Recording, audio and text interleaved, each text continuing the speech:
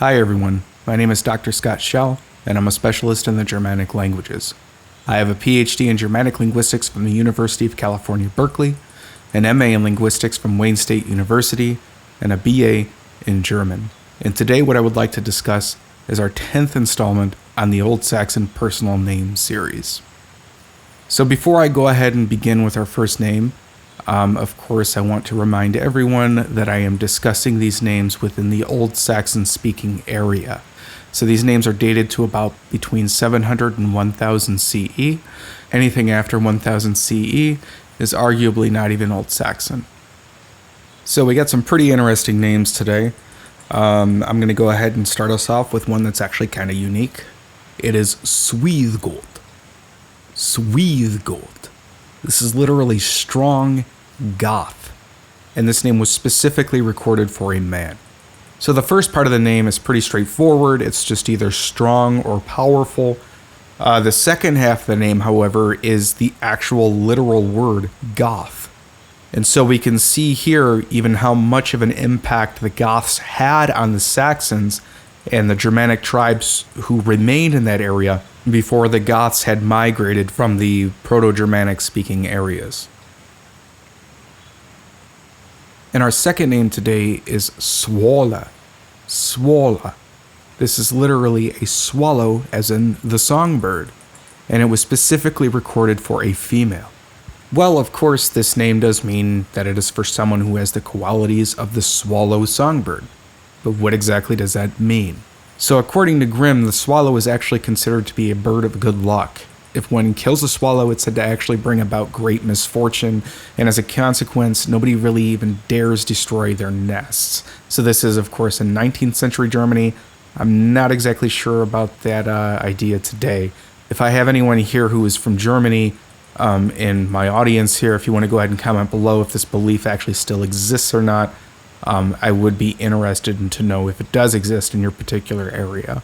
And then the final note here is that Grimm tells us that they are harbingers of spring and they are considered to be sacred birds. And our third name today is going to be Swanborg. Swanborg.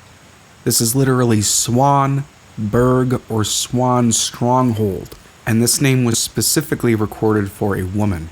So this name, of course, is for someone who is steadfast and has the quality of a swan. But again, what does a swan mean in this context? So according to Grimm, swans were actually considered birds of augury. He actually informs us of a phrase at the time where he says something like, "Es schwant mir." This literally means "it swans me." Apparently this meant that someone had a bad feeling or a prediction or an omen of some sort, and so they would say, "Es schwant mir." So I'm not sure if this phrase still exists in the year 2022. I've asked a couple of friends of mine who are German, and they have not heard of this phrase before. So this might just be a phrase that died out, unfortunately, in the 20th century. But you know, if any of you are German and you want to weigh in here and tell me that you've heard this phrase in your region, I would greatly appreciate it. And another phrase that Grimm says is related to swans and omens is "Es wachsen mir Schwanzfedern." Es wachsen mir Schwanzfedern.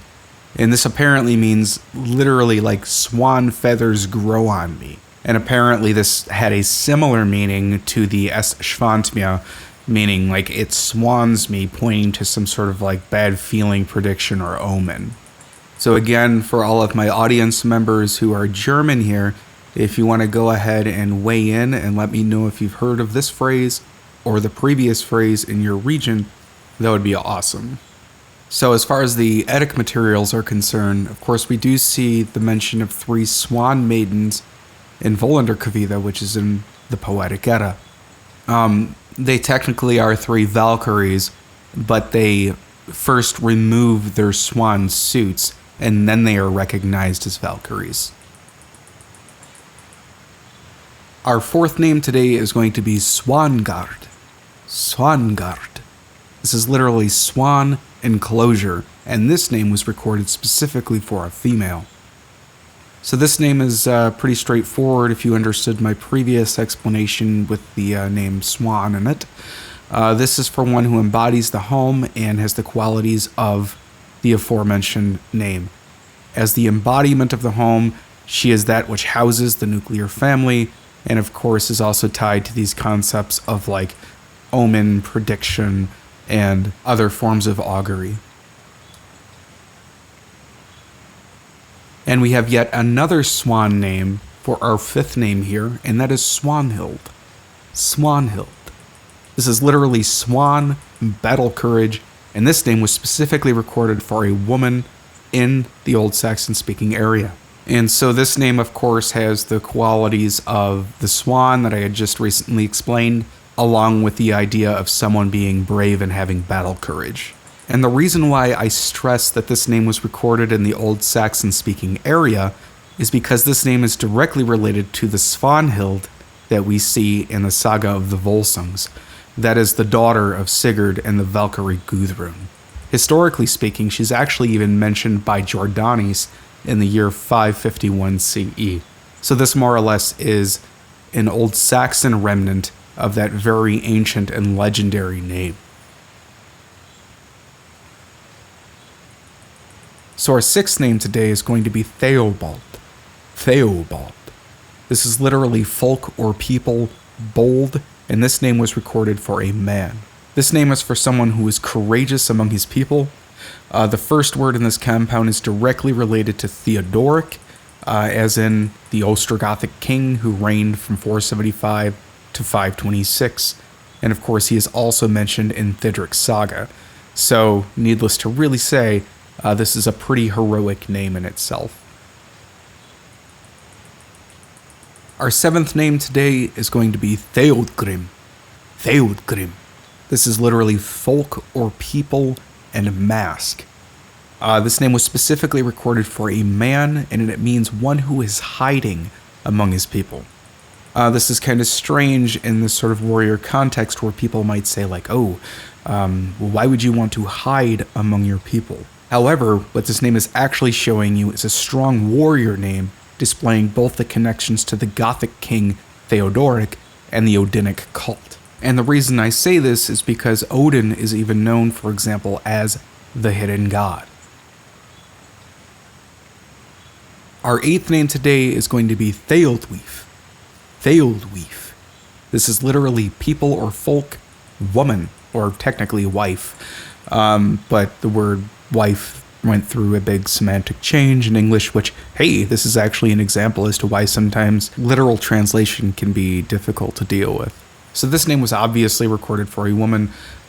This is just simply, like I said, folk or people, woman, really, instead of wife, because in the Old Saxon context, the word wife here just meant woman. It did not necessarily mean that that person was married. Our ninth name today is going to be Theolind. Theolind. This name was specifically recorded for a female, and it means folk or people, linden. So this is a name for someone who obviously possesses the qualities of a linden tree, be that as a linden spear shaft or a linden shield, as, for example, seen in the Hildebrandslied. And of course, it's also someone who belongs to the folk. Alright, our final name here, gotta save the best for last, right? It's gonna be Thunaruuulf. Thunaruuulf. This is literally Thor-wolf. It could also be interpreted as thunder wolf, but it most likely was probably Thor-wolf. You know, as we see in Scandinavia, the name Thor, for example, is very common. So this, of course, is a very strong warrior name. This is for one who embodies the qualities of Thor or thunder and is aggressive like a wolf. This epithet kind of reminds me of like the Ulfhednar, like the people who are associated with the berserkers, like they wear the wolf skins, or even just the berserkers themselves because they are just so aggressive. And of course, Thor is known to be connected to that Indo-European warrior function. Alright everyone, well I hope that was pretty interesting for you. That was part 10 of our Old Saxon personal name series. Go ahead and comment below and subscribe if you haven't subscribed. There are actually quite a few people who still haven't subbed yet, so I'm sure you have your reasons. But if you haven't subbed yet, please go ahead and do that. And of course, like the video, share the video, and spread the info. I'll talk to you all soon.